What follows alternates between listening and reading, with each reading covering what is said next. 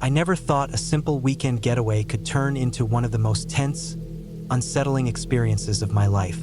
I'm Jake, 34 years old, and I live in northern Vermont, a place known for its thick forests and quiet, peaceful lakes. It was early October 2017, and the trees were turning their fiery colors. Deep reds, bright yellows, and burnt oranges.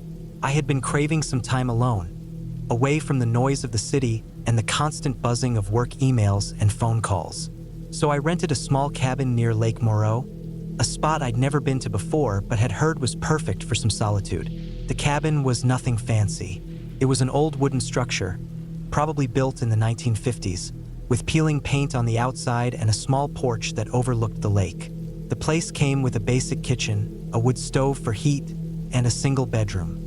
There was no internet, no cell reception, which was exactly what I wanted, no distractions, no one to bother me. I arrived late afternoon on a Friday, carrying my backpack, a few groceries, and a stack of books. The air was crisp, filled with the scent of pine needles and damp earth. I unlocked the cabin door, and the creak of the hinges sounded louder than I expected in the quiet.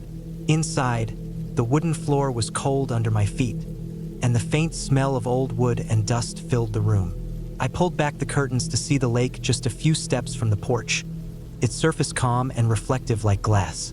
That first evening, I chopped some firewood, stacked it carefully by the stove, and started a small fire to warm the room.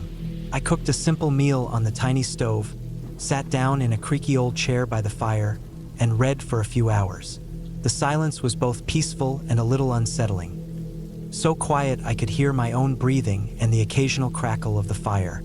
As night fell, the temperature dropped sharply. I wrapped myself in a thick wool sweater and sat close to the stove. Outside, the forest was pitch black, and the moon was just a thin sliver in the sky. I didn't hear any animals at first, just the occasional rustling of leaves as the wind moved through the trees. But as the night deepened, strange noises started to filter in. It wasn't howls or anything wild, but subtle sounds. Branches snapping, something heavy brushing against the side of the cabin. I told myself it was just deer or raccoons, maybe a raccoon trying to get at the trash I'd left outside.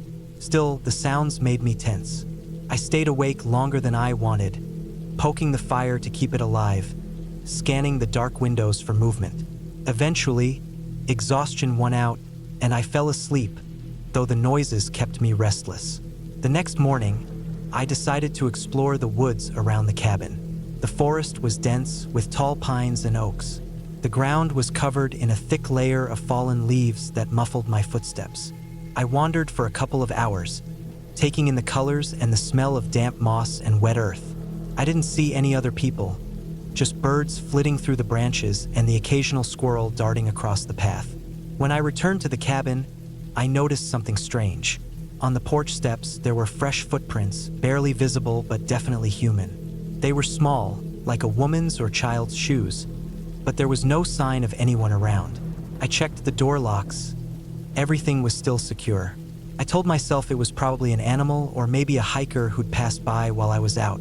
Still, it left a knot in my stomach. That evening, the strange noises returned. This time, they felt closer, more deliberate. Something was moving around the cabin, heavy footsteps pacing back and forth.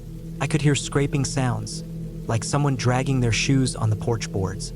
I stayed still by the window, watching into the blackness, waiting for a figure to emerge, but there was nothing but shadows. I kept the fire going late into the night, my heart pounding. I didn't want to call anyone. There was no cell signal, and I was supposed to be alone here. The idea of an intruder was terrifying, but I rationalized that if anyone was out here, they probably meant no harm. Maybe a local who lost their way. The next day, I found something else that unsettled me even more. On the cabin floor, near the back door, I noticed a small, smooth stone. It wasn't there the day before. I picked it up, turned it over in my hand. It looked like a river stone, rounded and worn. Not something you'd normally find just lying on a wooden floor in a cabin. I set it down on the kitchen table and looked around for any other signs that someone had been inside. The back door was locked, windows shut tight. No furniture was moved, no food missing, no signs of forced entry. But the stone wasn't mine. Whoever had left it here had been inside. From then on, the nights grew worse. The noises outside the cabin increased. More footsteps, more scraping, even the sound of heavy breathing sometimes. I never saw anyone, but I felt eyes on me whenever I was outside or sitting by the window. The feeling of being watched gnawed at me relentlessly. I stopped exploring the forest. I didn't leave the cabin after dark anymore, and even during the day I kept the windows closed. I started locking every door and window, double-checking them obsessively. I also piled wood against the back door, hoping it would discourage anyone from trying to break in. On the third night, I found a message scratched into the wood of the porch railing. It was faint, probably done with a sharp stone or nail. The letters were crude but readable. "Go away." My heart slammed in my chest. Whoever had been here wasn't just wandering or lost. They wanted me gone, and they were close enough to leave that message. I felt trapped, isolated, and scared like never before. I stayed inside, pacing, thinking about what to do. There was no cell service, no neighbors nearby. The cabin was miles from the nearest town. I debated trying to hike out through the forest the next morning, but I was also stubborn. I told myself I could wait out the weekend, that maybe this was just some local prank or kids messing around. Still, the fear was real. That night, I barely slept. Every noise made me jump. Around 3 a.m., I heard something that froze me in place. A soft thud on the roof. Then another, and another. Someone was walking on the cabin roof. I gripped the fire poker like a weapon, creeping to the front door. The porch light flickered, casting long shadows across the yard. I looked up and saw a dark silhouette moving slowly above me, stepping carefully between the wooden beams. The sound stopped suddenly, and the roof went silent again. I pressed myself against the door, trying to calm my shaking hands. I knew I couldn't stay here one more night. The first light, I packed quickly. I grabbed my backpack, leaving most of my things behind. I made sure the fire was out and locked every door and window before stepping out onto the porch. The sun was just beginning to rise, casting pale orange light over the lake. I started walking down the narrow dirt road that led away from the cabin. The forest was quiet except for birdsong and the crunch of leaves beneath my boots. I walked for what felt like hours, the cabin growing smaller behind me. Eventually, I reached a small ranger station. I was relieved to see a few cars parked outside and people moving around. I explained what had happened as best as I could, though I left out how scared I was of being watched, how someone had clearly been inside the cabin, and how I heard footsteps on the roof. The ranger took notes and promised to check the cabin. Later that week, I learned the truth. The cabin had been broken into before by a man who had been living in the woods nearby, a drifter who had been hiding out there for months. He wasn't dangerous in a violent way, but he was disturbed, territorial, and very private. When I rented the cabin, the owner hadn't told me the full story or the warnings the local rangers had about the man. The footprints, the noises, and the messages were all from him trying to scare off anyone who came near his hiding spot. I never went back to that cabin. The experience changed how I thought about solitude and safety. I learned that sometimes the scariest things aren't monsters or ghosts, but real people with real problems, and being alone in the wild means you have to be prepared for all kinds of dangers, not just the natural ones.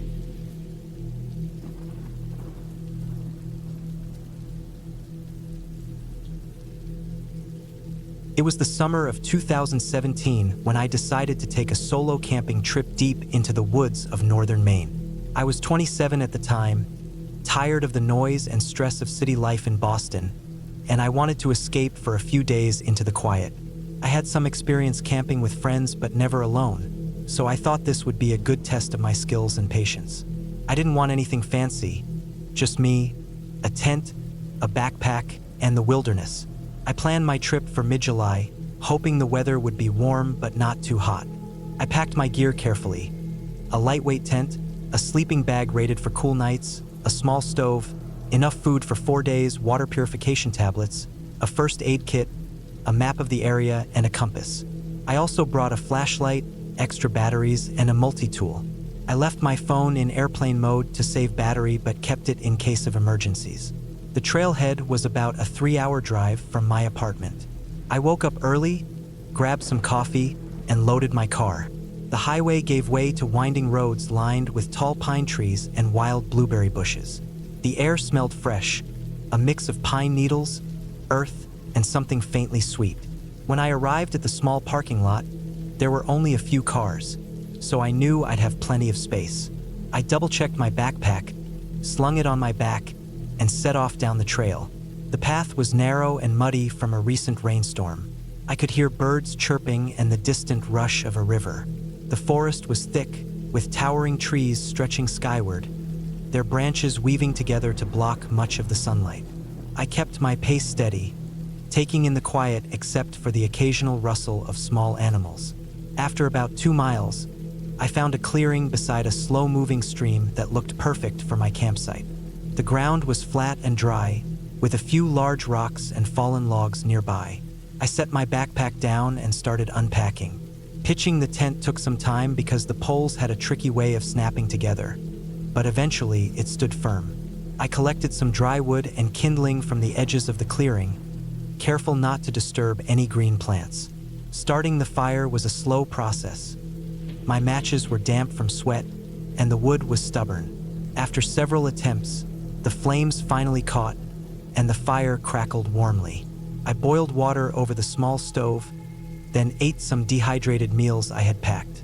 The taste was bland, but filling.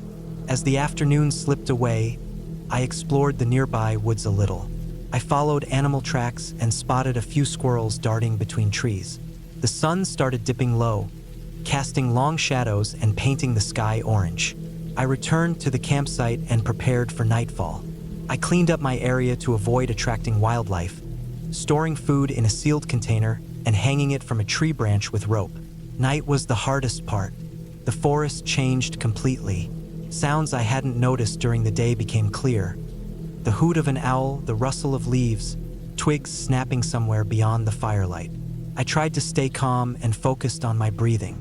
I reminded myself that these sounds were normal here, part of the life of the forest. Around midnight, I was startled awake by a loud crack from the woods. It sounded like a big branch snapping, maybe a deer or a bear stepping heavily on dry wood. My heart pounded, and I sat up slowly, shining my flashlight toward the noise. I didn't see anything, but the fire was nearly out, so I added more wood and blew gently to revive the flames. I stayed awake for the next few hours, half listening to the forest. I thought about the stories I had heard about campers who had gotten lost or had close calls with wild animals, and I kept reminding myself to stay alert but not scared. Eventually, exhaustion took over, and I drifted back to sleep. The next morning, I woke before dawn. The air was cool and damp with morning mist hanging over the stream. I made coffee on the stove and watched the sun rise slowly behind the trees. The quiet was peaceful, almost holy. I felt a deep connection to this place that I hadn't expected. I spent the day hiking further into the woods, mapping my way with my compass and making notes in a small journal I had brought. On the third day, I started packing up around noon. The thought of returning to the city made me feel a little sad, but also relieved. I wanted to make sure I left no trace of my stay, so I carefully put out the fire, doused the ashes with water, and scattered the remaining wood. I checked my gear to be sure nothing was left behind. As I walked back toward the trailhead, I felt something was off. The forest seemed quieter than before. The usual background sounds of birds and insects were missing. I stopped to listen carefully but heard only the sound of my boots on the dirt. The sky was cloudy, and the light dimmed as if the trees had swallowed the sun. I brushed the feeling aside and kept going, but after about an hour, I realized I had taken a wrong turn. The path didn't look familiar, and my compass needle was swinging erratically. I pulled out the map and compared it to my surroundings, but the dense forest made it hard to identify landmarks. Panic started creeping in. I tried to stay calm and retraced my steps, but soon I was hopelessly lost. The afternoon stretched on, and I walked in circles, hoping to find a trail or some sign of the way back. My water was running low, and my legs ached from the uneven ground. The shadows grew longer and the sky darker. I considered making a shelter for the night, but the thought of spending a second night lost was terrifying. I sat down on a fallen log, took deep breaths, and tried to plan. I had some emergency rations left and a whistle for signaling, but I hadn't told anyone my exact location. My phone had no signal. The sun was setting, and the forest grew colder quickly. I decided to stay put near the log and wait until morning to try again. As night fell, I lit a small fire again with the last dry wood I could find, keeping close to it for warmth and light. The sounds of the forest returned, louder now, and I tried to focus on the fire to keep my mind steady. I heard distant howls that I guessed were coyotes, but they stayed far away. Morning came slowly. I was cold and exhausted, but I felt stronger after the night. I drank some water, ate my last bit of food, and planned a new route. I followed the sun's position and tried to move downhill, hoping it would lead me to the stream and then to the trail. After a few hours, I heard the faint sound of running water. My heart leapt. I rushed toward it and found the stream from my campsite. Relief flooded over me. From there, I remembered the trailhead was just upstream. I followed the water, careful not to slip on wet rocks. Finally, after what felt like an eternity, I saw the familiar clearing and parked cars in the distance. I broke into a run, feeling tears sting my eyes from exhaustion and relief. When I reached my car, I collapsed into the driver's seat and locked the doors. That trip taught me a lot about respect for nature and preparation. I realized how easily things could go wrong, even with some experience and gear. The forest is beautiful but unforgiving. I never took the wilderness for granted again.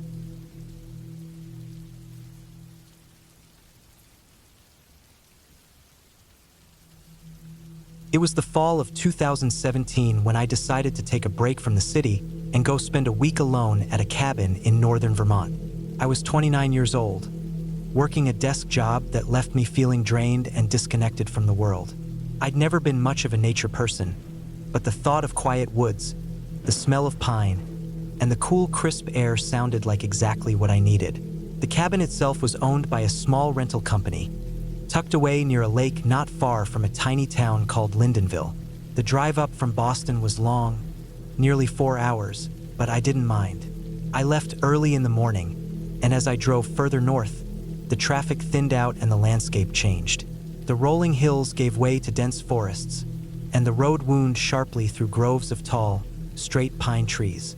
The sky was clear, and the sunlight filtered through the leaves, creating patches of light and shadow on the pavement. It felt peaceful in a way I hadn't experienced in a long time. I arrived just after noon. The cabin was small but sturdy, built of dark brown logs with a green metal roof. It sat on a gentle slope that led down to a narrow, quiet lake.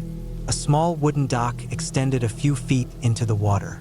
There was a stone fire pit near the cabin and a stack of firewood neatly piled beside the porch steps. The place looked well kept, but quiet, almost too quiet. The first thing I did was haul my bags inside. The cabin smelled of old wood and a faint scent of pine cleaner.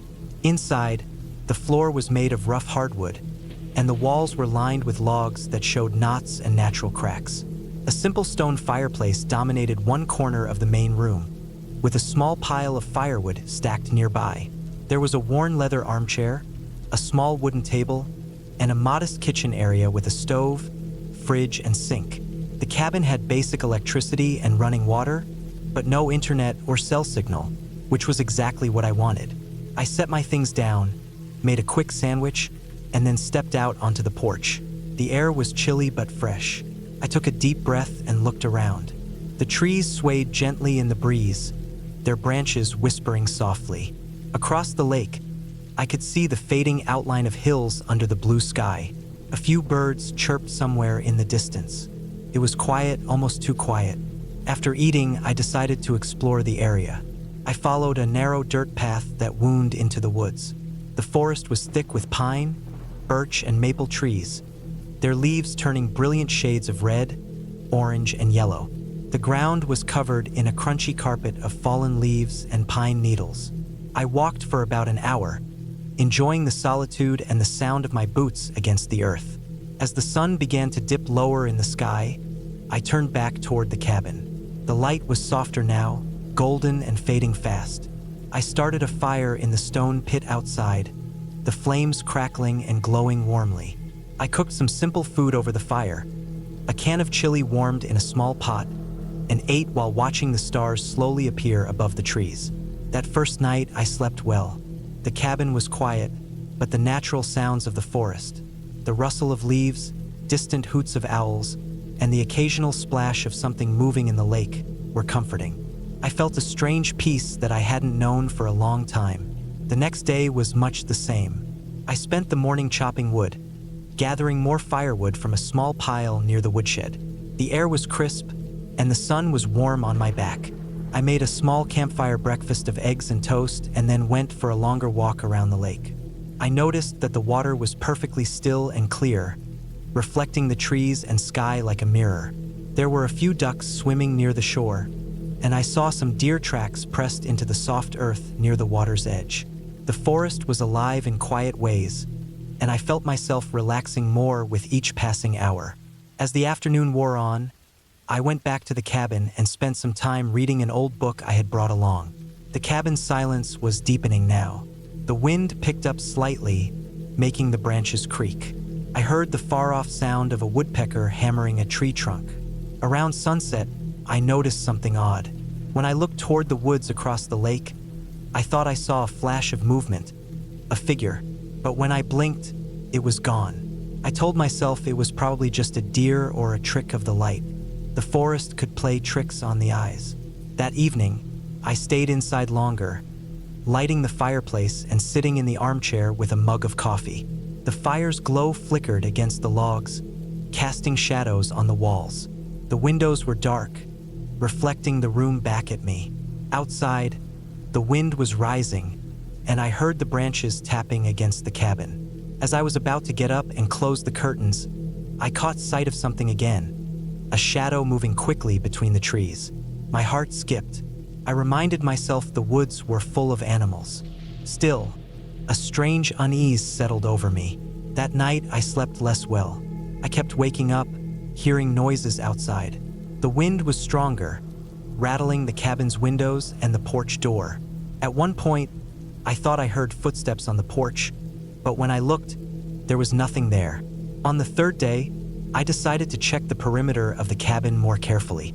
I wanted to be sure no one else was nearby and to reassure myself that I was alone. The morning was chilly and gray, the sky overcast. I walked slowly around the property, noticing small things. The way the trees leaned, the tracks in the mud, the broken branches on the ground. Near the back of the cabin, I found a set of footprints in the soft earth. They were fresh, maybe from the night before. The prints were too big to be animal tracks. They looked like boots. My stomach tightened. Whoever had been here had not left when I thought I was alone. I followed the prints carefully, but they disappeared after a few dozen feet, lost in the thick underbrush. The thought that someone might have been close by unsettled me deeply. I went back to the cabin and double-checked all the locks on the doors and windows. I spent the afternoon inside, reading and trying to keep calm. The thought of someone else nearby made me more aware of every sound outside. The wind was still blowing strongly, and the trees groaned and creaked. I heard twigs snapping in the distance. My mind raced with possibilities, but I reminded myself there could be a logical explanation. Maybe another camper, a hunter, or someone from a nearby cabin. By the evening, the sky was clearing again. The stars came out, and the moon cast pale light over the lake. I built a fire in the stone pit and sat near it, watching the flames. I kept the doors locked and the curtains closed. That night was restless again. I woke multiple times to strange noises, soft footsteps in the dirt, something scraping near the porch, the faintest sound of breathing outside the window. I stayed frozen under the blankets, not daring to look. On the fourth day, I thought about leaving. The unease was building, and I didn't want to spend another night alone with those sounds. But I had come all this way, and part of me wanted to prove I wasn't scared. I packed a small backpack with essentials and headed out for a hike through the woods to the north of the cabin. The forest was dense and shadowy, and the trail was rough. I walked for hours, trying to focus on the trees and the mossy ground beneath my feet, but I kept glancing over my shoulder. The feeling that I was being watched was constant. When I returned in the late afternoon, The cabin looked the same, quiet and still. I saw no signs of anyone else. But near the back door, I noticed something I hadn't before. A scrap of fabric caught on a bush. It was a small piece of dark cloth, rough and frayed. It didn't belong to me. I brought it inside and looked at it carefully. It was the only real clue that someone else had been close. My mind ran through scenarios. Was it a hunter? A trespasser? Someone dangerous? That night, I decided to stay up late by the fire. I made sure the doors were locked and the windows secured. I sat in the armchair, a heavy metal flashlight in my lap and a large kitchen knife on the table beside me. Around midnight, the wind died down. The forest fell silent except for the occasional call of an owl. Then I heard it, soft footsteps on the porch. Slow, deliberate. My heart pounded so hard I thought it might burst. I didn't move. The footsteps stopped just outside the door. The cabin door creaked slightly as if someone was testing it. Then silence. I turned on my flashlight and shone it toward the door. The beam cut through the darkness, illuminating the porch steps and the empty ground beyond. No one was there. I grabbed the knife and cautiously stepped outside. The porch was empty, except for a few scattered leaves. I looked around but saw no sign of movement. After a tense moment, I locked the door again and went inside. I sat down, hands shaking. The fear was real now, but I forced myself to stay calm. The rest of the night passed slowly. I didn't sleep, just watched the shadows flicker on the walls. When dawn finally came, I felt exhausted but relieved. The next morning, I called the rental company from a nearby town to explain what had happened and to arrange an early checkout. They promised to send someone to check the cabin. That afternoon,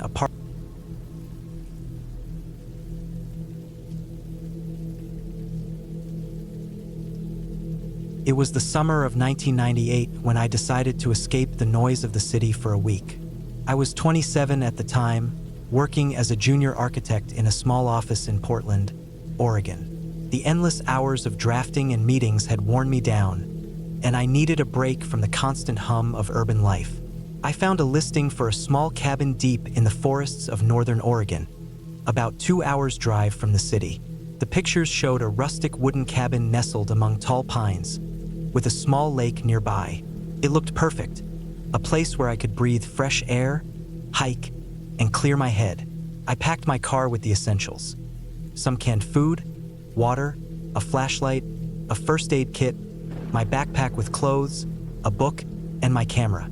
I drove out early one Friday morning, taking the winding highway that led through dense forests and small towns.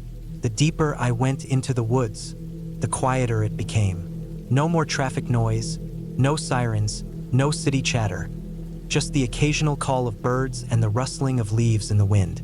The cabin was about 5 miles down a gravel road that got narrower and bumpier the further I went. When I finally arrived, the sun was high, filtering through the thick canopy of fir and cedar trees. The cabin was even more charming than the pictures. It was old but well kept, with a small porch and a chimney that looked like it had been used recently. The wood smelled faintly of pine and smoke. I unlocked the door and stepped inside. The air was cool and smelled of wood and earth. The main room was simple: a small kitchen area with a sink, an old stove, a wooden table with 2 chairs, and a few shelves with canned goods and utensils left behind by the previous renter. There was a couch and a small wood-burning stove in the corner. Upstairs, a narrow staircase led to a loft with a bed and a window that overlooked the forest. I set my things down and opened the windows to let in the fresh air. I could hear the soft buzz of insects and the distant sound of water, probably the lake I had seen in the photos. I spent the afternoon unpacking and exploring the area around the cabin. The forest was dense and green, full of ferns and moss-covered rocks. A narrow path led down to the lake, where the water was calm and clear. The sun was warm on my skin, and the air smelled clean and sharp. That first evening, I built a fire outside in the small stone pit near the porch. The flames crackled, and the scent of burning wood mixed with the fresh pine. I cooked some beans and rice on the stove, ate quietly, and sat by the fire until the sun dipped below the trees. The sky turned deep blue, and the stars came out in full force, brighter than I'd ever seen in the city. I went inside and got ready for bed. The loft was cozy but a little chilly. I stacked some wood next to the stove and lit a small fire to warm the room before I climbed into bed. The sounds of the forest at night were strange and new. I could hear twigs snapping, leaves rustling, and an occasional bird calling in the darkness. It felt peaceful but also lonely in a way I wasn't used to. The next few days passed much like the first. I hiked the trails around the cabin, took pictures of the forest and the lake, read my book, and spent evenings by the fire. The isolation was refreshing, but after a while, I started noticing small things that unsettled me. At first, it was little sounds. Footsteps outside when I was sure I was alone, the creak of wood that sounded like someone walking on the porch, or the soft tapping of something against the cabin walls. I told myself it was just the wind or animals, raccoons or deer, moving through the brush. On the third night, I woke up suddenly around 2 a.m. The room was darker than before, the fire had died down, and the silence felt heavier. I heard the softest crunching noise outside the window near the loft. It wasn't the kind of sound the wind made. It was deliberate, slow, careful. My heart beat faster. I lay still, staring at the window but saw nothing through the dark glass except faint outlines of trees. I didn't hear anything else after a few minutes, so I told myself I was imagining things and tried to fall back asleep. But that feeling of being watched stayed with me. I thought about leaving the next day, but I didn't want to give in to fear just yet. Maybe the isolation was getting to me more than I realized. The following morning, I got up early and went for a longer hike. I took a different trail that looped around the lake and through thicker parts of the forest. The trees towered overhead, and the ground was soft with pine needles. As I walked, I found some broken branches and crushed leaves that looked fresh, as if someone had passed by recently. It was odd. The cabin was supposed to be private, miles from the nearest road, and I hadn't seen any other people since I arrived. I kept an eye out but saw no one. The forest was empty except for birds and squirrels. When I returned to the cabin, I checked the door locks and windows. Everything was intact. Still, the feeling that I wasn't alone lingered. That night, I took extra precautions. I locked every door and window, stacked extra firewood by the door, and kept my flashlight and a small pocket knife within reach. I left the cabin light on, even though it felt strange to do so in the middle of nowhere. Around midnight, I was jolted awake by a noise downstairs. It was a soft thud, like something heavy dropping on the floor near the kitchen. My heart pounded as I lay frozen, trying to listen carefully. The cabin was otherwise silent except for the faint crackle of the dying fire. I stayed still for what felt like hours, but finally, the silence took over again. I debated going downstairs to check, but didn't want to risk it. Instead, I sat on the stairs, flashlight in hand, and waited until the sun began to rise. The next morning, I cautiously went down and inspected the kitchen. The floor was clear except for a small pile of dirt and leaves near the back door. It looked like someone had been there, brushing against the door frame or trying to open it, but there was no sign of forced entry. I realized then that someone had been outside the cabin at night. The thought terrified me, but I still didn't want to panic. Maybe it was a hunter or a local who didn't expect visitors. I decided to call my sister back in Portland to tell her about the situation. Luckily, the cabin had a spotty cell signal near the porch, just enough to get a message out. I sent a quick text explaining where I was and that I felt uneasy. I asked her to check in with me the next day. After that, I felt a little better, knowing someone knew my location. I spent the day making sure the cabin was secure. I reinforced the door with a piece of wood from the porch railing and tied the windows shut with rope I found in the shed outside. I gathered some extra stones to block the porch steps in case someone tried to climb up. That evening, I stayed close to the fire, keeping my knife nearby. The forest was alive with noises, but I tried to focus on the warmth and the crackling flames. Just before midnight, the same noise woke me again, the thud downstairs. This time, it was followed by another, then a scraping sound like someone dragging their hand along the wall near the door. I didn't move. I gripped the knife tightly and waited. After what felt like an eternity, the noises stopped. The silence returned, but my mind raced. Whoever was outside wasn't just wandering. They were trying to get inside. I sat there until dawn, exhausted and scared. When the sun rose, I looked outside and saw fresh footprints in the dirt near the porch, too big to be an animal's. They led into the woods and stopped about 50 feet from the cabin. The rest of the day, I stayed inside, too afraid to go out. I didn't hear anything else, but I knew I couldn't stay there another night. That afternoon, I packed my things and prepared to leave. I wanted to get back to the city as fast as possible. On the drive back, my mind replayed every moment. The noises, the footprints, the feeling of being watched. I realized how vulnerable I had been in the middle of nowhere, how close I had come to something dangerous without even knowing. When I reached Portland, I called the local ranger station and told them about what happened. They said it wasn't the first time someone had reported strange noises or signs of trespassers near that area. Apparently, there were a few people who used the forest for illegal activities, poachers or squatters, people who didn't want visitors and might act violently to protect their hiding spots. I felt a mix of relief and gratitude. I had escaped without harm, but I also understood that nature wasn't the only danger out there. People, too, could be frightening when they didn't want to be found. After that trip, I never went back to that cabin or any remote place alone. I still love the forest and quiet, but now I'm more cautious, always aware that sometimes the scariest things aren't the ones you imagine, but the ones you never see coming.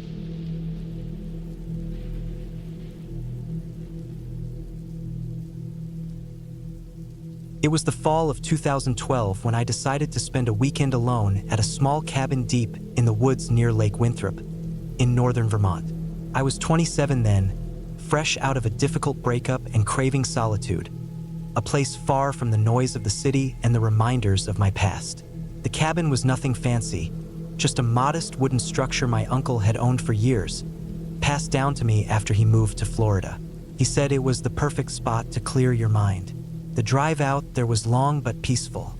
I remember the narrow road weaving through dense forests, the leaves painted in reds, yellows, and oranges, flickering in the late afternoon sun. The air smelled crisp, cool, and earthy. As I pulled up to the cabin, I noticed how small it was. Just one room with a tiny kitchen and a wood stove. No electricity, no internet, no phone signal. I liked that. Promised escape. I unpacked slowly, careful not to rush. I brought some canned food, water, a flashlight, matches, and a thick blanket. My plan was simple. Spend 2 nights disconnected from everything and just read and think. The first night was quiet in the way I expected. The forest was alive with sounds. The distant hoot of an owl, the rustling of leaves as small animals moved unseen. I lit the stove, letting the fire crackle and warm the cabin. The wooden floor creaked under my footsteps. The walls were thin, and I could hear every noise clearly. I found comfort in the isolation. I ate a simple dinner of beans and bread and settled down with a book. But by the second night, something had shifted. The sky had turned cloudy in the late afternoon, and the temperature dropped sharply. I kept the fire burning high and closed the cabin's windows tightly. Around midnight, I woke to a faint tapping sound on the roof. At first, I thought it was rain, but the rain had stopped hours ago. The tapping was slow, deliberate, rhythmic. I grabbed my flashlight and crept outside. The cold night air hit my face, and the forest felt different, heavier somehow, as if the trees were watching me. I circled the cabin, shining the light upward, but saw nothing except the bare branches against the dark sky. The tapping stopped abruptly. I shrugged it off as a branch knocked loose by the wind and returned inside. Still, the sound stayed with me. I lay awake for hours, listening to the occasional crack of a twig or the hoot of an owl. On the third day, I decided to explore the surrounding woods, hoping the exercise would clear my head. I packed a small bag with water and a compass and set off down a faint trail near the cabin. The woods were thick and the trees grew tall and close. The air was damp, and the smell of pine needles and wet earth filled my lungs. I walked for nearly an hour, stopping occasionally to look around or catch my breath. I found a small stream trickling through the rocks and sat down on a moss-covered log to rest. The sunlight filtered softly through the leaves, making patterns on the ground. Then I noticed something. Footprints. At first, I thought they were mine, but as I looked closer, I saw they weren't human, at least not like mine. The prints were about the size of a large dog's paws, but much deeper and wider. The shapes were odd, almost like a mix between an animal and something else. My heart quickened, but I told myself it was probably just a big wild animal, maybe a bear or a large dog passing through. Still, the thought of a bear nearby made me uneasy. I decided to head back to the cabin and stay inside for the rest of the day. When I returned, the sun was low and a cold wind had picked up. I bolted the door and double-checked the windows. The woods seemed darker now, shadows stretching long and strange. Inside, I kept the fire burning and ate another quick meal. That night, the tapping returned, louder this time and from multiple directions. It wasn't on the roof alone, but on the walls, the windows, and the door. I grabbed the flashlight and opened the door, shining the beam into the blackness. The wind howled and carried with it strange noises, growls, rustling, and something that sounded like heavy breathing. I stood frozen, trying to see through the darkness. Suddenly, a large shape darted past the edge of the clearing and into the woods. My heart thudded painfully in my chest. It was too big to be a deer or any normal animal I'd seen before. I slammed the door shut and locked it. I grabbed a heavy metal rod I kept near the stove for firewood and sat by the door, the flashlight shaking in my hand. Hours passed. The noises outside came and went, sometimes near, sometimes far, but always unsettling. I kept hearing the heavy breathing, the scraping of claws against wood and stone. At one point, I saw two glowing eyes in the darkness just beyond the porch. They watched me without blinking. I froze, afraid to move, to breathe. Then suddenly, the eyes vanished. The rest of the night was a blur of fear and silence. Morning could not come soon enough. When the pale light of dawn finally broke, I stepped outside cautiously. The forest was still and calm, but the ground told a different story. Around the cabin were dozens of deep prints like the ones I saw by the stream, large, wide, and deep. Some were right up to the porch steps. Others circled the cabin in an unnatural pattern. I realized then that whatever was out here was not just passing through. It was watching me, maybe even stalking me. I knew I couldn't stay another night. The isolation I'd once sought was now a trap. I packed my things quickly, throwing whatever I could into my bag. The prints led away from the cabin into the thicker part of the forest. I kept my eyes fixed on the shadows, my ears sharp for any sound. The walk back to my car was long and tense. Every crack of a twig, every rustle of leaves made me jump. Once, I caught a glimpse of those glowing eyes watching me from behind a tree, but I didn't stop. I kept moving forward, heart pounding, muscles tight. When I finally reached the road and saw my car, relief flooded through me like a wave. I jumped in, locked the doors, and started the engine. As I drove away, I glanced in the rearview mirror. The forest behind me looked calm and peaceful again, but I knew the truth. Something out there had been very close. Something that didn't belong, something wild and unknown. Back in the city, I told myself the whole experience was a strange encounter with wildlife, maybe a bear or a large predator. But deep down, I knew it was something else, something I was lucky to have escaped. Since then, I never went back to that cabin. I sold the property and never told anyone the full story. But sometimes, when the wind howls outside my apartment window, I swear I can hear that tapping, soft, slow, and steady, like something waiting just outside, watching, patient.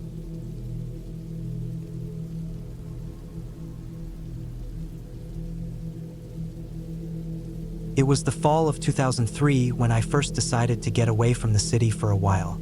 I was 29 years old, tired of the noise and the rush, desperate for quiet and space to think. I had always loved the woods, the smell of pine and earth after a rain, the way the wind could make the trees whisper without any people around. So I rented a small cabin deep in the forests of northern Vermont, a place I'd never been before but had read about as peaceful and wild. The cabin was old but sturdy, made of rough logs darkened by years of weather. It sat on the edge of a small clearing surrounded by thick woods, and the only way in was a narrow dirt road that twisted for miles through the trees. The The place had no electricity, no running water, just a small wood stove for heat and a hand pump well outside for water. It was perfect for what I wanted: complete isolation. The first day I arrived, I carried in my bags and stacked wood by the stove. I unpacked canned food, some dry pasta, a bag of rice, and a small cooler with fresh meat and vegetables. I was alone except for my backpack, a flashlight, a couple of batteries, and a heavy-duty pocket knife. I wanted to live simply for a week. No phone, no internet, no distractions. Just me and the forest.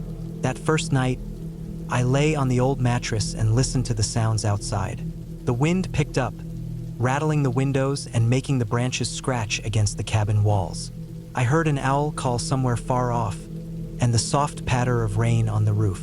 It was strange and new, but peaceful. The next day, I spent hours walking in the woods. The trees were tall and close together, their branches woven thick like a roof above my head. The ground was covered in fallen leaves, crunching softly underfoot. The air smelled like damp earth and pine needles, sharp and clean. I found a small stream and filled my water bottle, careful to avoid any murky patches. I collected some dry kindling and small branches for the fire later. Everything felt so alive and still at the same time. On the third day, I started to feel the solitude more deeply. There was no one to talk to, no radio or music, just the endless quiet except for the occasional birds and insects. I kept a notebook and wrote down my thoughts and what I saw around me, trying to keep my mind busy. But sometimes, in the silence, I felt a strange unease, like something unseen was watching from the shadows just beyond the trees. I told myself it was just my imagination.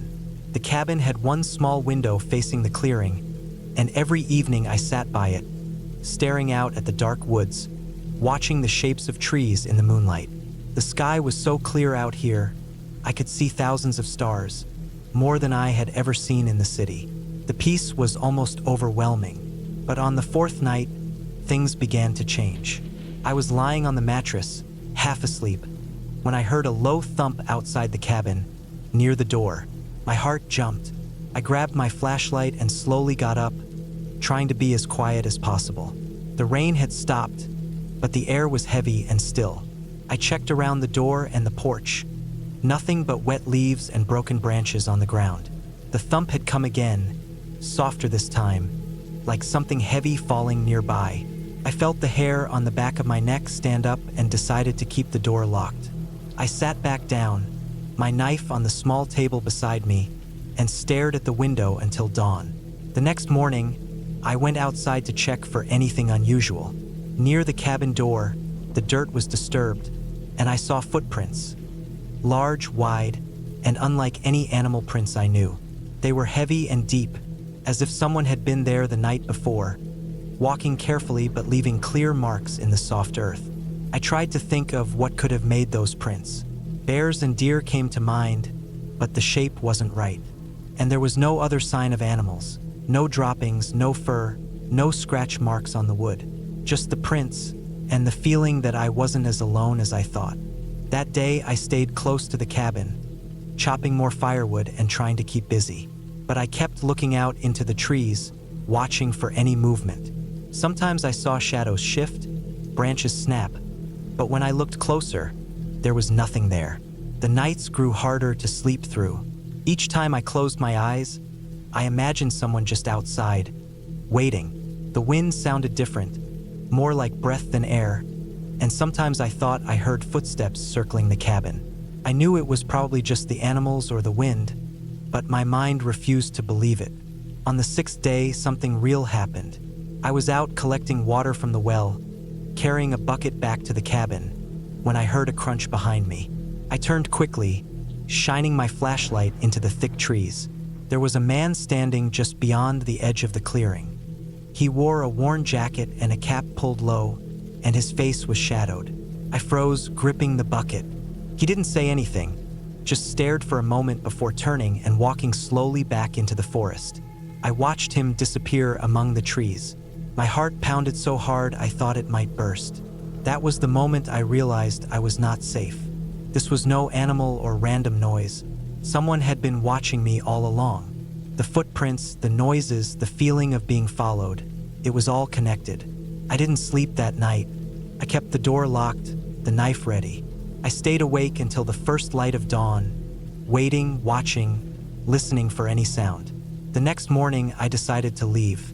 I packed everything quickly, trying not to make noise, and headed to my car on the far end of the dirt road. The forest seemed darker now, less inviting. I didn't look back. On the way out, I noticed more footprints, leading from the edge of the woods toward the cabin. They were fresh, and they looked like they had been made by more than one person. I drove fast, not daring to stop until I was back on the paved highway. The city noise felt overwhelming after the quiet of the woods, but it was safer. Looking back, I think about that trip often. I wanted peace and solitude, but found something else entirely, something darker and real. The man in the forest, the footprints, the nights full of fear. They were a reminder that even in the most remote places, you are not always alone. Sometimes people wander into the woods for reasons you don't understand, and sometimes those reasons are dangerous. I never went back to that cabin. I never tried to find it again, but I carry the memory with me, a warning that quiet doesn't always mean safety, and that fear can live in the empty spaces just as much as life.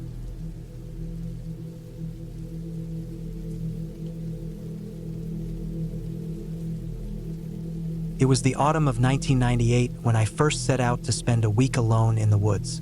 I was 26 years old, tired of city life and constant noise. The cabin I rented sat deep in the forests of northern Vermont, about 30 miles from the nearest small town called Hardwick. The area was quiet and known for its dense pine forests and chilly, foggy mornings. I had driven for hours on a twisting country road, the kind that gets narrower the farther you go, until finally, I saw the cabin. It stood alone on the edge of a small clearing, made of rough logs, with a stone chimney that looked like it had seen many years. The porch sagged slightly on one side, and the paint on the window frames was peeling. The smell of pine and earth filled the air, mixed with the scent of smoke from a nearby chimney.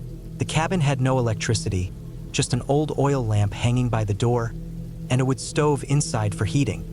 The landlord had warned me to bring plenty of food and water because the closest store was miles away. I carried my bags inside, setting down my heavy backpack by the worn wooden table.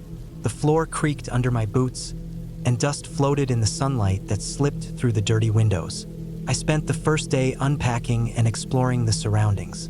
Behind the cabin, the forest thickened quickly. The trees stood tall and close together, their needles covering the ground like a soft carpet. A narrow trail led down to a small lake about a quarter of a mile away, perfect for fishing or just sitting in silence. At night, the quiet was almost overwhelming. No hum of engines or city lights, just the sounds of wind in the branches and distant animal calls.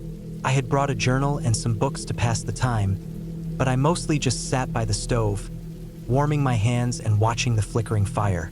On the second day, I decided to collect some firewood. The land around the cabin was littered with fallen branches and old logs, left to rot. I gathered a stack and carried it inside, knowing the nights would grow colder soon. While walking back, I noticed some strange tracks in the mud near the edge of the forest, large, deep, and uneven. At first, I thought maybe they were from a deer, but the shape was too irregular and the stride was too wide. Something about them unsettled me, but I told myself it was just a bear or some other wild animal common in the area. The third day passed quietly. I fished by the lake in the morning and walked along the trail, trying to enjoy the solitude. I found some wild berries and collected a handful. Back at the cabin, I prepared a simple meal and read by the window, the soft light fading as the sun dipped behind the trees. That night, the wind picked up. It rattled the old window panes and made the chimney smoke swirl in odd patterns. I lay in bed, the thin mattress creaking beneath me, and listened to the sound of branches scraping against the roof. The occasional distant howl or bark echoed across the valley. I didn't feel scared, just aware of how isolated I was. On the fourth day, something shifted. When I woke, the morning was foggy and thick, the kind of mist that made the forest look like a ghostly blur. I dressed quickly and went outside to check the firewood pile. It was disturbed. Some of the logs were moved, and there were more tracks in the mud near the porch. These prints were larger than before, and the ground looked like it had been scraped. My heart beat faster as I scanned the tree line, but I saw nothing. I thought about packing up and leaving right then, but the cabin felt like a safe refuge. I told myself it was probably a raccoon or some other curious animal. Still, I kept my small hunting knife on the table nearby and made sure the doors were locked. Throughout the day, I noticed subtle changes. The trail to the lake was no longer as clear. Branches seemed broken or bent in ways that suggested someone, or something, had walked through recently. The quiet felt heavier, and even the birds were silent. I avoided going too far into the forest. That evening, as the light faded, I sat near the stove and sharpened a few sticks I had collected. I wanted to be ready if I needed to defend myself. The oil lamp cast long shadows on the walls, and every creak or crack outside made me jump. Suddenly, a loud noise came from the back of the cabin. A heavy thud followed by the sound of something dragging across the ground. I froze, listening intently. It went on for several seconds, then stopped. No footsteps followed. I held my breath, but the night remained still afterward. Couldn't sleep much. When dawn came, I looked out the window to find more signs. The firewood pile was scattered, and the doorframe had deep scratches gouged into the wood. The marks were fresh. I realized that whatever was coming near the cabin was testing me. I felt trapped. The forest that seemed so beautiful and calm before now felt like a cage. The fifth day was cold and overcast. I decided to explore a bit further despite my fear, hoping to find a way out if things got worse. I took my backpack, filled with essentials, and set off along the trail past the lake. The deeper I went, the more I felt eyes watching me. The forest was dense, and the fog had returned, muffling sounds and distorting shapes. I stumbled over roots and wet leaves, my breath visible in the chilly air. After about an hour, I found an old abandoned hunting cabin, almost hidden by vines and moss. Its windows were broken, and the door hung off one hinge. It looked like no one had been there for years. I thought about resting inside for a moment, but a strange feeling stopped me. The place was dark and smelled of decay. I hurried back to the trail and kept walking. As I made my way back to my cabin, I noticed fresh tracks all around, larger and more defined than before. They circled near the trees, some broken branches indicating something heavy moved through. I felt the weight of something dangerous lurking close. When I reached the cabin, I found the door open. I was sure I had locked it. My heart pounded as I stepped inside. The place looked ransacked.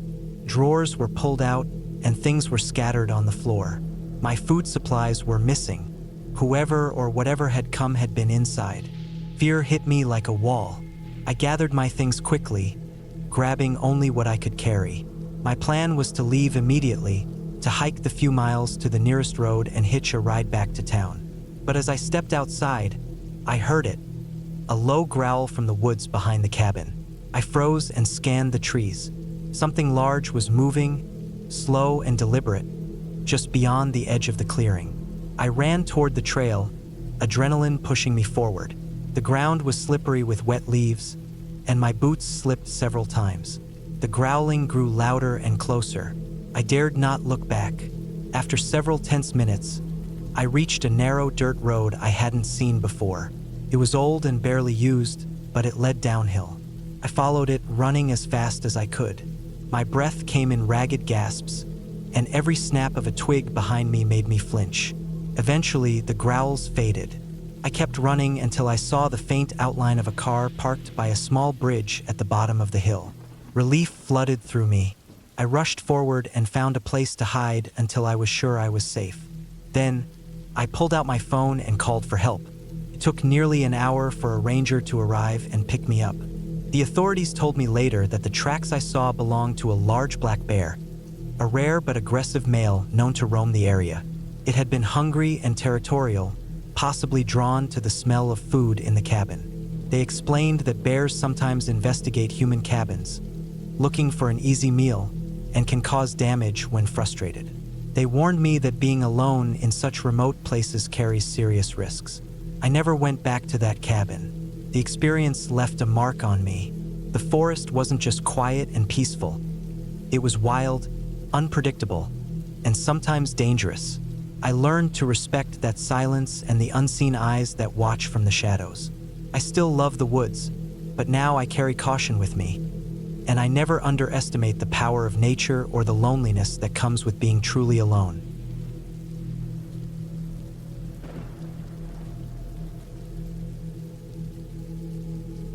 I remember the summer of 1998 like it was yesterday, even though it's been over 25 years. I was 26 then, craving a break from the city noise and the endless hum of computers at the office. The idea of spending a week alone in a cabin deep in the woods sounded like the perfect escape. I found a small cabin rental about 2 hours from Portland, Oregon, nestled near the foothills of the Cascades. The place looked simple but cozy in the pictures. A weathered wooden cabin, surrounded by thick pine trees, a small creek nearby, and nothing else for miles. No neighbors, no cell signal. Just the kind of solitude I wanted. I packed the essentials. A few changes of clothes, canned food, a good flashlight, matches, a first aid kit, and a stack of books I meant to read but never got to. I also brought an old map and a compass, even though GPS was already becoming a thing. Better safe than sorry. I was nervous about going alone, but I convinced myself I'd be fine. I'd done weekend hikes before and spent nights camping in tents, but never quite like this, alone in a cabin, cut off from everyone. The drive out was peaceful. The highway gave way to winding back roads lined with thick forest. As I neared the cabin, the trees grew taller and closer together. The air smelled fresh and earthy. I parked in a small clearing and carried my bags up a narrow dirt path. When I reached the cabin, it was just as the pictures showed. Rough cedar logs, a tin roof streaked with rust, a small porch with a couple of rocking chairs that looked too weather-beaten to use. The windows were dusty, but clear enough to see inside. The door creaked as I opened it, the hinges groaning like an old man waking up. Inside, the cabin was small but well kept. There was a wood stove in one corner, a table and 2 chairs, a simple bed with a thin mattress, and a small sink connected to a water tank outside. No electricity, no running water inside, just what I expected. I put my bags down and took a deep breath, feeling the silence settle around me like a blanket. The first day passed quietly. I explored the surrounding woods, walked down to the creek where the water bubbled cold and clear, and collected some firewood. The sky was bright, the sun warm but not hot. At night, I built a fire in the stove, ate some canned beans, and read by the flickering light. I slept well, the kind of deep sleep that comes from being truly tired and disconnected. But things started to change on the second day. It began with small details that didn't quite fit. When I woke up, the door to the cabin was slightly ajar, even though I was sure I had shut and locked it before going to bed. I found a few sticks of firewood had been moved from the pile I had gathered. At first, I thought maybe the wind had pushed the door open, or an animal had knocked the wood over. But as the day went on, more strange things happened. I heard footsteps outside the cabin late at night, soft, slow steps, like someone pacing just beyond the windows. The sound stopped whenever I turned on my flashlight and looked outside. I told myself it was probably a deer or a raccoon, or just the wind playing tricks on me. On the third day, I decided to explore a little further. I packed some food and headed down the creek, following it upstream. The forest thickened, the trees towering and dense, the light dimmer through the canopy.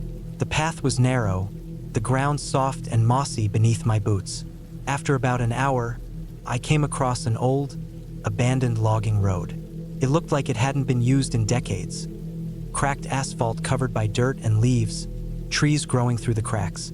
I walked along it a bit, but the feeling of being watched grew stronger, prickling at the back of my neck. When I returned to the cabin, the door was open again. This time, I found something else. A small stone placed neatly on the porch step. It was smooth, dark, about the size of a fist. I picked it up, turned it over in my hand. There was nothing written on it, no markings, just a plain stone. A warning, maybe? I felt a chill run through me. I spent the rest of that evening checking all the locks, stacking firewood tightly against the door, and keeping my flashlight close. I didn't sleep much. Every creak, every rustle outside made me sit up and listen, heart pounding. The next morning, the wind had picked up. Rain was forecast for the afternoon. I decided to stay inside and keep the fire going. As I settled in, I heard a loud thud on the roof, like a heavy branch falling. I grabbed the flashlight and went outside to check. The forest around the cabin was dense, but I could see a few broken branches scattered on the ground. I climbed up the small ladder to the roof carefully and saw a large branch had snapped off a nearby pine and landed on the roof's edge. No damage, thankfully, but it made me think how isolated and vulnerable I was. That night, the footsteps came again, louder and more deliberate. This time, I was sure it wasn't an animal. The pace was slow and heavy, like someone wearing boots. I sat frozen near the stove, listening as the steps circled the cabin. They stopped suddenly, right outside the door, then moved away. I kept my rifle close by. I had brought it for protection, even though I hated the idea of using it. I checked the bolt several times, heart hammering. I thought about leaving, but the rain made it impossible to drive. The dirt road would be slick and dangerous. On the fourth day, I woke to find footprints in the muddy soil near the creek. They were boot prints size 10 or 11, pressed deep in the soft earth. They led away from the creek toward the forest, but then stopped abruptly. No prints coming back. Someone had been nearby, close enough to leave those marks, but no sign of them afterward. I was starting to feel trapped. The forest that had seemed so beautiful now felt like a cage. The silence wasn't peaceful anymore. It was heavy and oppressive. I noticed how the trees seemed to loom closer, the shadows darker, even in daylight. That afternoon, I saw something that made my stomach twist. Someone had tampered with the water tank outside. The valve was slightly open, and the water level was lower than when I had checked the day before. Whoever had come near the cabin had tried to cut off my water supply. I checked all around the cabin, but there was no one in sight. I stayed inside the rest of the day, watching the windows carefully. Night came again, and with it the footsteps. They circled closer this time. I could hear breathing, low and ragged, beyond the walls. The steps stopped at the window nearest the kitchen. I shone my flashlight toward the glass. Nothing. Then the footsteps moved away. I knew then I wasn't alone, and I hadn't been all along. Someone was watching me, waiting for me to leave or give up. The next morning, I packed a small bag with my essentials, ready to make a run for it. The rain had cleared, and the road looked passable. I planned to leave at first light. Before I could step outside, I noticed something strange near the porch. A trail of small stones leading into the forest, similar to the one on the step, arranged deliberately, almost like a path or a message. I followed the stones, heart pounding. They led to a small clearing I hadn't seen before, hidden behind a thick wall of bushes and trees. In the clearing, there was a shallow hole, freshly dug, barely covered with loose dirt. The sight terrified me. Someone had been here recently, close to the cabin, digging. For what, I had no idea. Maybe hiding something, or trying to scare me away. I hurried back to the cabin and loaded my bags into the car. As I started the engine, I noticed a figure standing at the edge of the trees, watching me.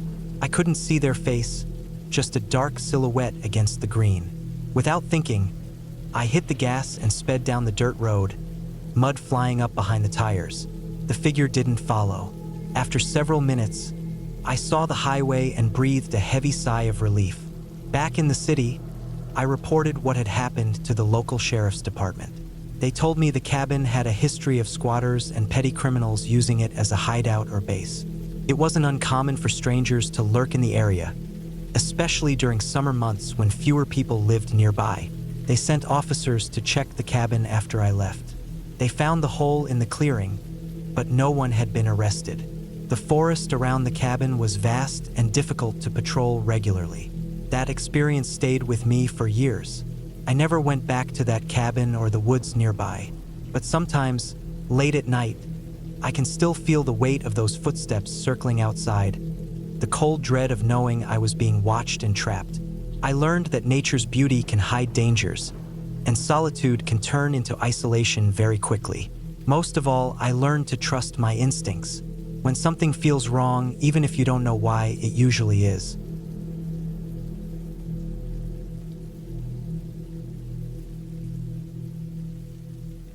It was the fall of 1998 when I decided to spend a few days alone in the woods near a small town in northern Vermont.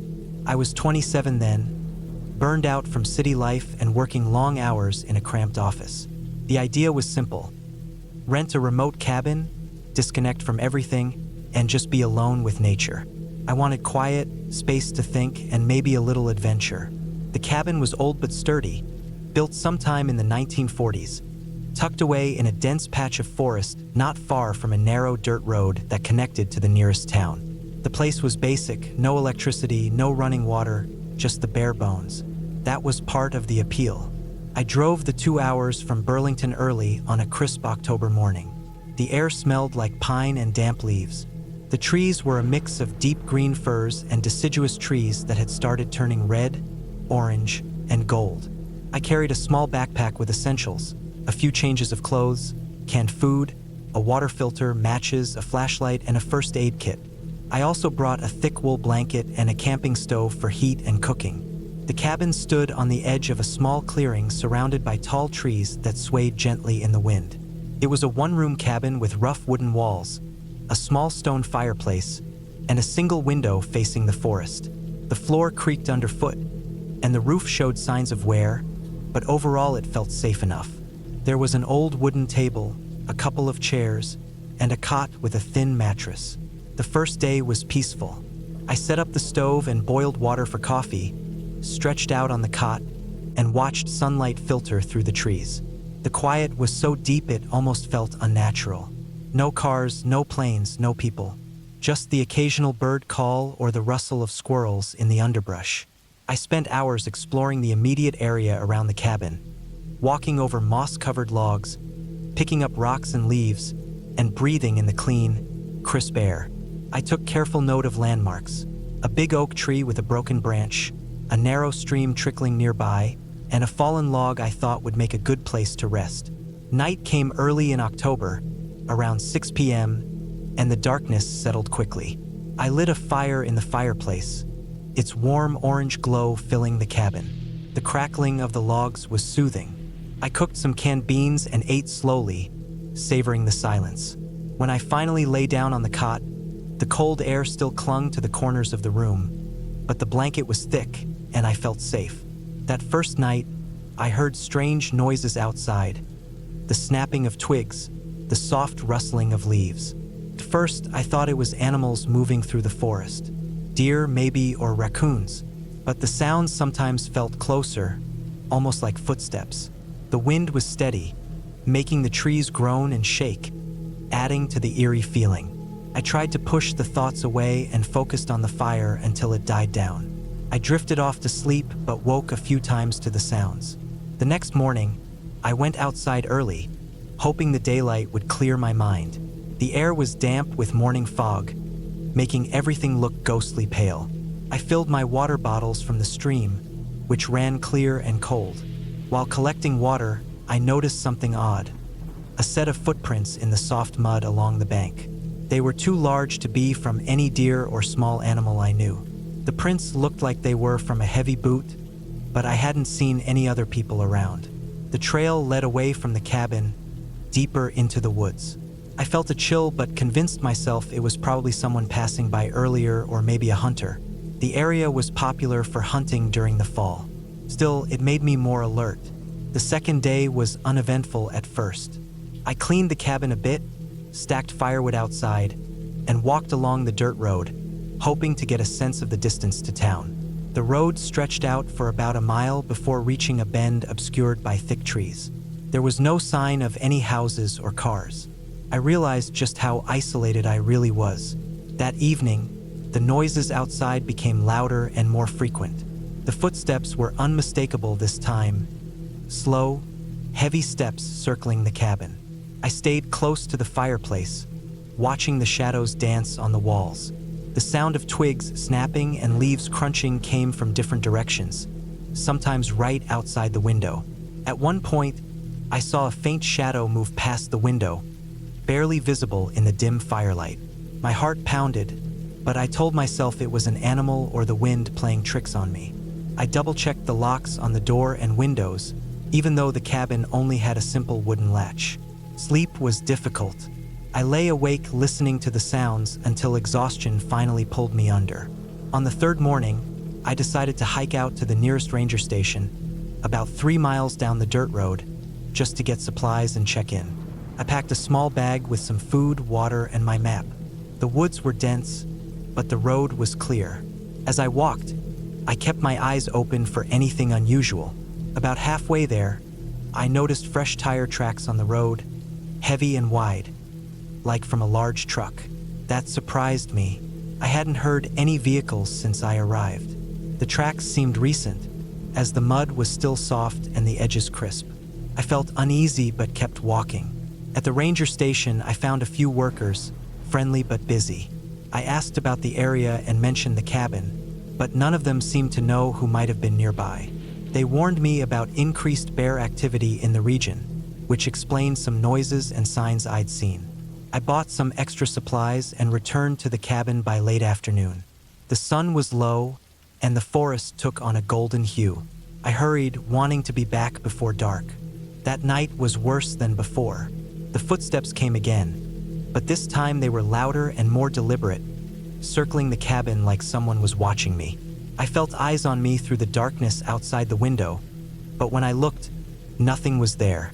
The fire in the fireplace was low, and the cold crept into the room. I stuffed more wood in, desperate for warmth.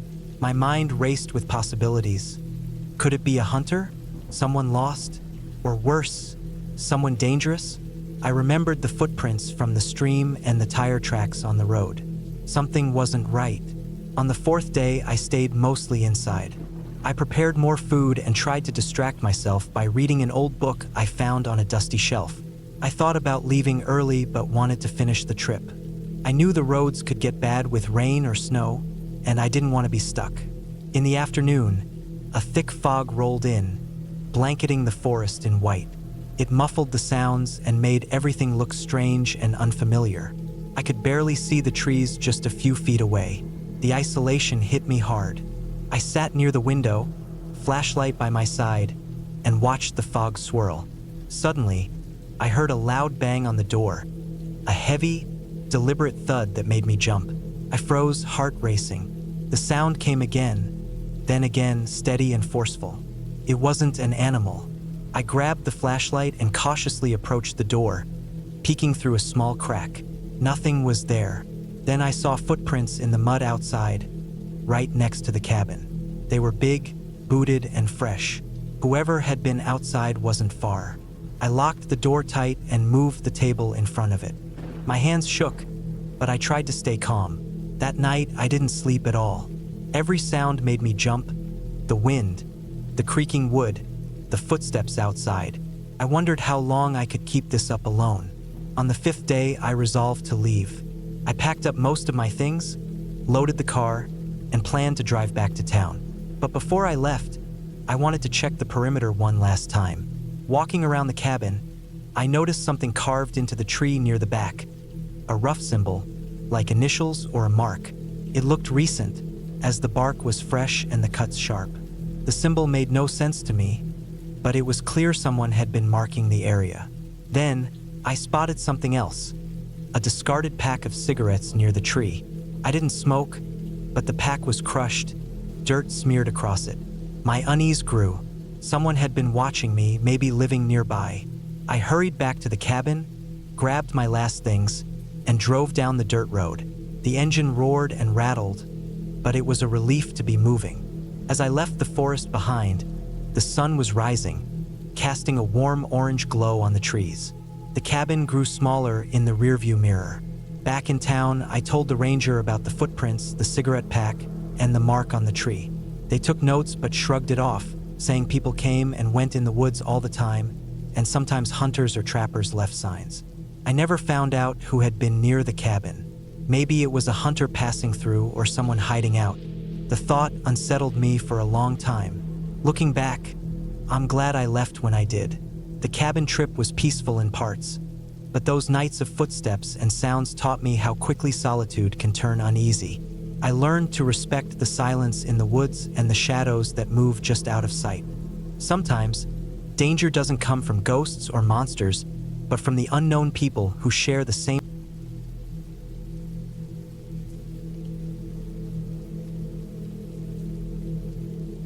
It was the autumn of 1997 when I decided to take a break from the constant noise of city life and escape to a remote cabin in northern Vermont. I was 28 years old then, working as a graphic designer in Boston, and the daily grind had worn me down. My small apartment felt cramped, and the streets outside seemed always crowded, busy, and loud. I needed silence, fresh air, and something different. Something that would remind me of what it felt like to be alone without the constant buzz of technology or people. I found the cabin through a small advertisement in a local Vermont magazine. It was owned by an older man who only rented it out in the fall and spring, claiming summer was too hot and winter was too cold. The cabin was tucked away near a lake called Mirror Pond, about an hour's drive from the nearest town, St. Johnsbury. I had never heard of it before, but the pictures showed a simple wooden cabin with a stone chimney, a small dock reaching into the water, and thick forest all around.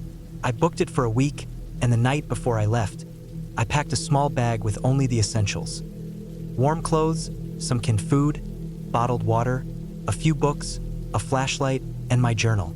I wanted this to be a place where I could think, write, and breathe.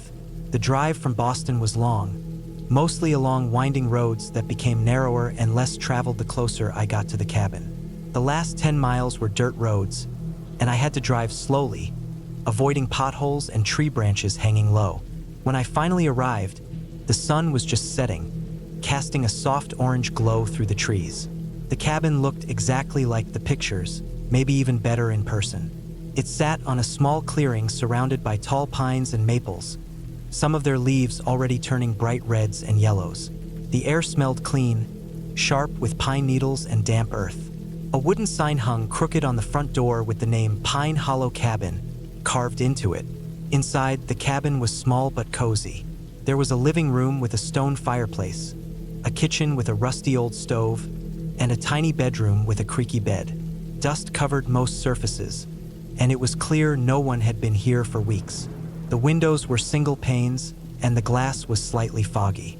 I unpacked my things slowly, placing my clothes in the small closet and my food on the counter. That first night, I lit a fire in the fireplace. The wood was dry, and the flames quickly took hold, filling the room with warmth and a soft orange light.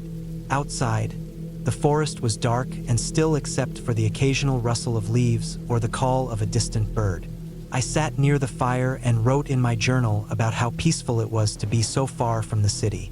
I felt my shoulders relax for the first time in months. The next morning, I woke early to the sound of birds chirping outside. The sun filtered through the trees, casting long shadows on the cabin floor. I decided to explore the area before breakfast. I put on my boots and stepped outside, breathing deeply. The air was crisp, and a faint mist hovered over the lake, giving it a mirror-like surface as the name suggested. The forest around the cabin was dense but not too thick to walk through. I followed a narrow trail along the lake's edge, stepping carefully over roots and rocks. The ground was soft with fallen leaves and pine needles. I spotted a few deer tracks near the water and some scattered pine cones crushed beneath what I guessed were squirrels or rabbits. About a half-mile down the trail, I came across an old wooden dock. The boards were weathered and a little wobbly, but it stretched out into the water, which was surprisingly clear. I knelt down and looked beneath the surface, seeing small fish dart between rocks and plants. The lake was quiet except for the occasional splash of a jumping fish or the rustle of wind through the trees. As the day passed, I settled into a simple routine. I chopped some firewood, cleaned the cabin a little, and spent hours reading and writing. The silence was almost overwhelming at times. Without the usual city sounds, I became painfully aware of every small noise: the creak of the cabin floor, the tapping of branches against the window, even my own breathing. That evening, while I prepared dinner over the stove, I noticed the wind had picked up. Outside, the trees began to sway and the leaves rattled loudly.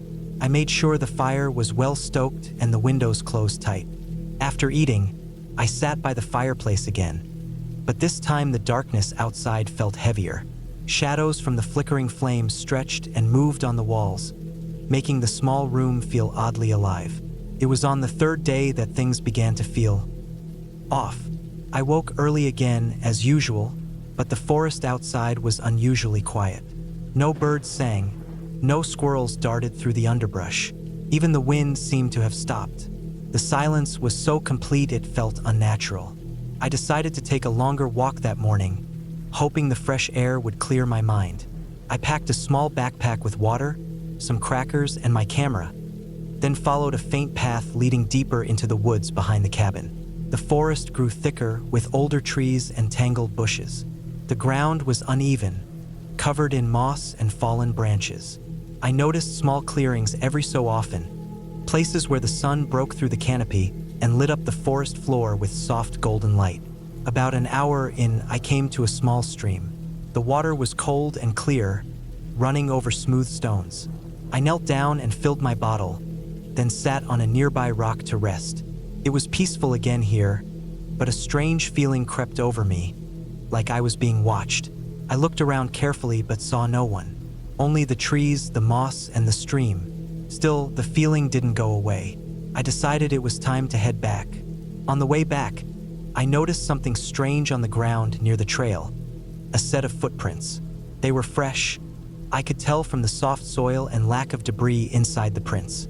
The prints were too big to be from any animal, clearly made by a human boot or shoe. I frowned. I hadn't seen or heard any other people since I arrived. The cabin was supposed to be isolated, and the owner said no one else rented it during my stay. I followed the prints carefully, wondering if someone else was nearby. The prints led back toward the cabin, but then suddenly stopped near a thicket of bushes. I stood there trying to decide what to do. The sun was still high, and I was deep enough in the woods that I could see the cabin's roof through the trees. I decided to head back quickly, keeping an eye out for anything else. When I reached the cabin, I locked the door and checked all the windows. Nothing seemed disturbed inside. I didn't find any signs of other people. That night, I barely slept. Every creak in the cabin made me jump, and I kept checking the locks on the door. I even kept the fire going longer than usual, staring into the flames until exhaustion finally pulled me into a restless sleep. The next day, I found more signs that someone had been close. Outside the cabin, near the back door, there were fresh footprints again. They weren't from my boots. They were larger, heavier, and moved in a pattern that suggested someone had been pacing. I didn't leave the cabin that day. Instead, I stayed inside, watching through the windows as the forest swayed in the wind. I checked my phone. There was no signal out here, which made me feel even more isolated. Late in the afternoon, I decided to take one last walk to the dock and sit by the lake. I needed to clear my head. The sky was overcast, and a chilly wind blew across the water. The surface rippled, reflecting gray clouds.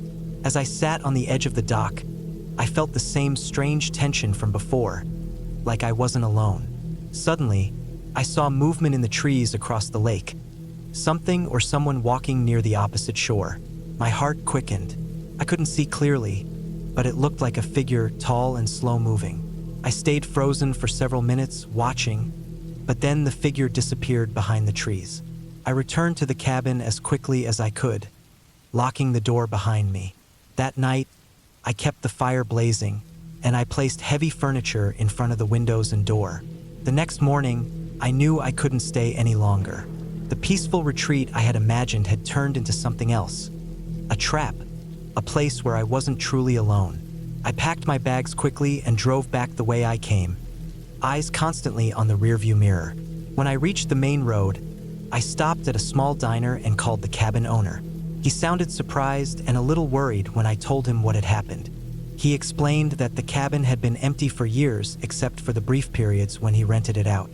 He said there had been rumors of people sneaking onto the property, hunters or campers who didn't want to pay or who used the forest for their own reasons. He advised me to report what I saw to the local sheriff, which I did. The sheriff told me that illegal campers and hunters sometimes used the forest to hide out, and that the area was known for occasional trespassing, but nothing violent had been reported. In the weeks that followed, I stayed away from the cabin and the forest. I kept checking the news and local reports, but never heard about anything unusual. Looking back, I realize how quickly a place can change from peaceful to frightening when you feel watched and trapped. That experience taught me to respect the wilderness, but also to trust.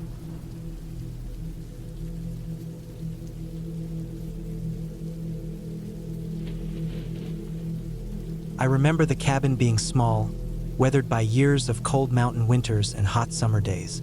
It sat off the beaten path in the Blue Ridge Mountains of North Carolina, a place I had rented for a week to get away from the noise of the city and the mess of everyday life. It was the summer of 1997, and I was 28 years old. I hadn't told anyone I was coming, just packed my old backpack and drove out to that quiet place by myself. The idea was simple.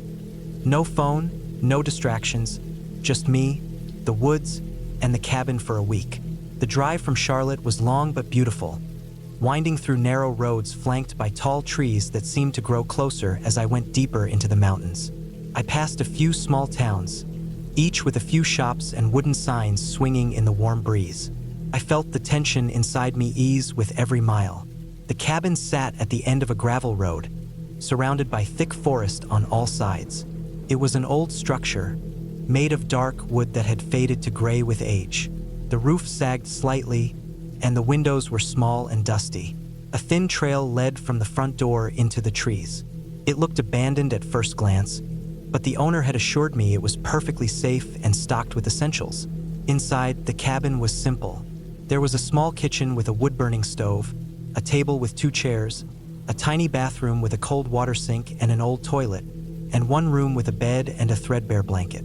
The floor creaked underfoot, and the air smelled faintly of damp wood and pine. I unpacked my bag, lit a fire in the stove, and sat down at the table, feeling a rare kind of peace. No cell service, no emails, no deadlines, just quiet. That first night, I lay awake listening to the sounds of the forest, the rustle of leaves, the distant call of an owl, the crack of twigs as something moved in the shadows. It was a little unsettling, but also comforting in a strange way. I told myself it was just nature, nothing to be afraid of. I drifted off to sleep with the fire flickering beside me. The next morning, I woke to the pale light filtering through the dusty windows. The forest outside was thick and green, the leaves shimmering with dew. I brewed some coffee on the stove and sat on the small porch, watching the mist rise from the trees. I planned to spend the day hiking one of the nearby trails, maybe take some photos of the wildflowers and birds. I felt a quiet thrill of freedom, the kind that comes from being truly alone in a wild place. I locked the cabin door behind me and headed down the trail, the gravel crunching under my boots. The forest was alive with insects buzzing and birds calling. The path was narrow and winding, sometimes steep, but the air was fresh and cool. I walked for hours, stopping to rest beside a stream where the water ran clear over smooth stones. I drank from the bottle I carried and ate some trail mix. Felt good to be away from everything. When I returned to the cabin late in the afternoon, the sun was low and golden. The shadows in the forest had grown long. I felt tired but content. I built another fire in the stove, boiled some water, and made a simple dinner from canned beans and bread I had brought. I sat by the fire, reading a book I'd brought, the pages soft in the flickering light. As night fell, the forest sounds grew louder and stranger. Somewhere nearby, an animal called out with a low, guttural growl. I felt a chill run down my spine, but reminded myself it was just a bear or a coyote. I closed the windows and drew the curtains, trying to block out the dark. On the third day, I noticed something odd. The firewood I had stacked outside was disturbed, some pieces scattered on the ground. At first, I thought the wind had knocked them over, but the air was still and dry. I checked the perimeter of the cabin and found faint footprints in the soft earth near the back door. They were too small to be a deer or any large animal, maybe a dog or a person. I felt a twinge of unease but shrugged it off. Maybe a hunter or another visitor had been nearby and didn't realize anyone was staying there. That night, I double-checked the locks and kept the fire burning longer. I sat by the window watching the dark woods, eyes straining to make out shapes between the trees. Every rustle made my heart race. I told myself to stay calm, but the quiet felt heavier now, as if something unseen was watching me. The next morning, I found my firewood pile even more scattered, and the footprints were closer to the cabin. There were also marks on the doorframe, scratches, shallow but distinct, like claws or a sharp object scraping the wood. I searched the surrounding area for any signs of a person or animal, but found nothing else. My skin prickled with a mix of fear and confusion. I decided to stay inside most of the day, reading and keeping the fire going. The isolation felt less like peace now and more like a trap. I thought about packing up and leaving, but part of me wanted to understand what was happening. I couldn't explain why, but something about the place made me stay. That evening, I heard a noise outside, soft footsteps crunching on gravel, then silence. I didn't dare look out, but I could feel eyes on me, something just beyond the edge of the porch light. The hairs on the back of my neck stood up. I stayed inside, clutching a kitchen knife I kept in a drawer. When morning came, I found a note slipped under the door.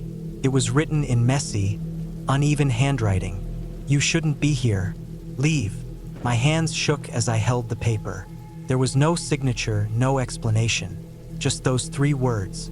I tried to convince myself it was some prank, but the fear was real and sharp. I felt watched, hunted even.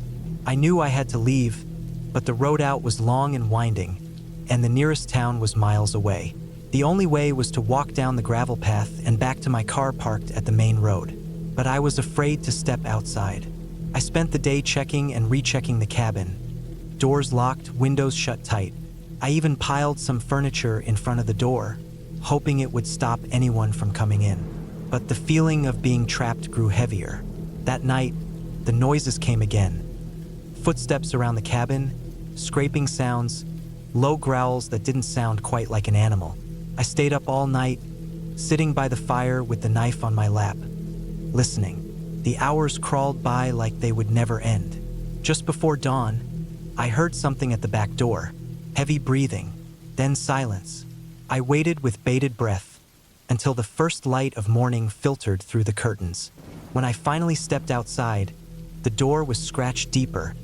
The wood splintered where someone had tried to force it open. The furniture blocking the door was knocked aside, trampled into the dirt. I didn't want to stay another moment. I packed as fast as I could, grabbed my bag, and hurried down the trail to my car. Every crack of a branch, every rustle made me jump. I kept looking behind me, half expecting someone to be following. The drive back down the mountain felt like a blur. The sun was up, the roads dry, but I didn't stop until I reached the gas station in the nearest town. I bought a phone card and called a friend to come get me. Looking back, I think what scared me most wasn't the noises or the footsteps. It was the feeling of being watched, and the fact that someone else had been there, unseen, stalking that cabin. Maybe a hunter, maybe someone who wanted the place for themselves. Maybe someone just looking for a way to scare off a stranger. I never found out who it was or why they targeted me. When I told the local sheriff, he nodded and said the area was known for occasional break-ins and people who didn't want visitors. But no one had ever seen anyone. No arrests, no explanations. I didn't return to that cabin or that part of the woods. The experience stayed with me for years. A reminder that sometimes the scariest things aren't monsters or ghosts, but other people, and the wild places where no one is watching over you. In the end, I'm just glad I left alive and unharmed. The cabin itself was innocent, just old wood and silence. But the fear came from something very real. The presence of another human, someone who didn't want me there, and who wasn't afraid to make sure I knew it. That kind of fear stays with you. It's not easy to forget.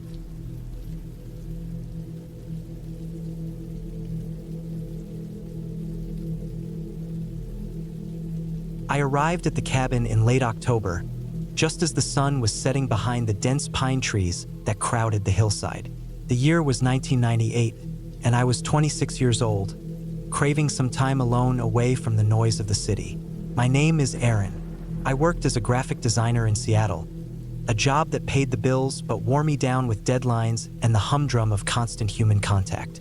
The idea of a quiet weekend in the woods, A cabin I had rented deep in the Cascade Mountains sounded like a much-needed escape. The drive up was slow but peaceful. The road narrowed and twisted more and more until it became a gravel track barely wide enough for my old Honda.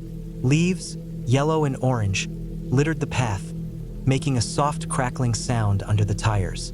The air smelled cold and fresh, carrying a faint scent of pine needles and damp earth. I had passed a few other cabins on the way, all dark and still, their windows like blank eyes in the growing dusk. But mine was supposed to be at the very end of the trail, secluded and quiet. The cabin came into view as I rounded the last bend. A small wooden structure perched at the edge of a clearing surrounded by tall evergreens. Its paint was peeling, faded green against the browns of the forest. Smoke curled from the chimney, which meant the previous renters or caretaker had recently been here. That was a relief because I had heard stories about cabins being left open and vulnerable, inviting all kinds of trouble. I got out of the car, feeling the cool chill of the evening settle on me. The air was crisp enough to sting my cheeks, but I was dressed in layers. A thick flannel shirt over a thermal undershirt, jeans, and sturdy boots. I had packed well: camping gear, extra blankets, a good supply of canned food, a lantern, and a large flashlight. Cell service was patchy here, but I had a satellite phone just in case. The front door creaked as I pushed it open, revealing a small living room with a wood stove against one wall, a rickety couch covered in a faded plaid blanket, and a kitchen area with old cabinets and a sink that looked like it hadn't been used in a while. Dust hung in the air like a fine mist, disturbed only by the light from the single bulb hanging from the ceiling. I set my bag down and went to the woodpile outside to bring in some logs for the stove. The cabin smelled like old wood and something faintly musty, maybe dampness from the forest. I closed the door behind me and started a fire, feeding it dry kindling until the flames grew and crackled. The warmth spread quickly, making the cabin feel less lonely. I settled in with a book and some coffee, watching the fire flicker and the shadows dance on the walls. Outside, the forest was silent except for the occasional rustle of leaves in the wind. I felt relaxed, a quiet peace I hadn't known in months. Night fell quickly. I kept the fire burning and ate a simple dinner of canned beans warmed on the stove. Later, I lay on the couch, a thick blanket pulled over me, and tried to read, but my mind wandered. The quiet was almost too complete, as if the woods had swallowed every sound. There were no distant cars, no dogs barking, no airplanes overhead, just the slow breathing of the forest. Around midnight, I heard something outside, soft but deliberate. At first, I thought it was an animal, a deer or a raccoon rummaging through the underbrush. The sound was a light crunching, like footsteps on dry leaves. I froze, listening. It came from the edge of the clearing, just beyond the line of trees that framed the cabin's windows. The fire's glow made the glass glimmer, and I could just make out movement in the shadows. I reached for my flashlight and clicked it on, sweeping the beam slowly across the clearing. Nothing. The beam caught on a tree trunk, a rock, then a patch of dark brush. Whatever had been there was gone. My heart was beating faster, but I told myself it was probably just a stray animal, maybe a coyote or an owl hunting. Still, I locked the door and checked the windows before heading back to the couch. I left the fire burning bright, the flames crackling like a small guard. I tried to shake off the uneasy feeling, telling myself I was safe and alone. The next morning, I woke to sunlight spilling through the window and birds calling in the trees. I made breakfast and went outside to explore. The air was colder now, with a frost starting to form on the grass and fallen leaves. The forest was quieter in daylight, but I noticed signs of life. Tracks in the dirt, broken twigs, and scattered pine cones. While wandering near the cabin, I found fresh footprints in the soft earth. They were large, human-shaped, and led from the edge of the trees to the clearing. The prints were too big to be mine and looked recent, the mud still moist. My stomach tightened. Someone had been here last night.